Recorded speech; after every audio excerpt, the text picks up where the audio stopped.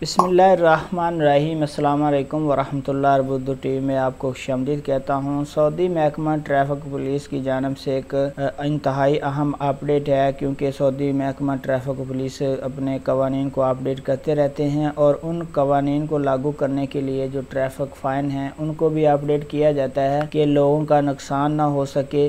जितना ज़्यादा जुर्माना होता है, जुर्माने के डर से जो वायलेशन है वो कम होती है। तो एक आम सी गलती जो तकरीबन मैंने रोड पे चलते लोगों को करते देखा है, इसका इतना ज़्यादा जुर्माना होगा आप सोच भी नहीं सकते थे। अगर आपको इसके बारे में पता है, अगर आप ये पहले से जानते थे, तो इस वीडियो को दोस्तों के साथ शेयर करें ताकि वो इतने ज़्यादा जुर्माने से बच जाएं। सऊदी महकमा ट्रैफिक पुलिस ने जो नई अपडेट की है, इसमें 3000 से लेकर 6000 रियाल तक का ये मुखालफा आपको हो सकता है। किस सूरत में? अगर आप गाड़ी ड्राइव कर रहे हैं तो आप अपनी लेन तब्दील करते हैं खतरनाक हद तक, यानी कम जगह है और आप उसमें से गाड़ी गुजार के आप ओवरटेक करने की कोशिश करते हैं, जिस तरह तस्वीर में दिखाया गया है।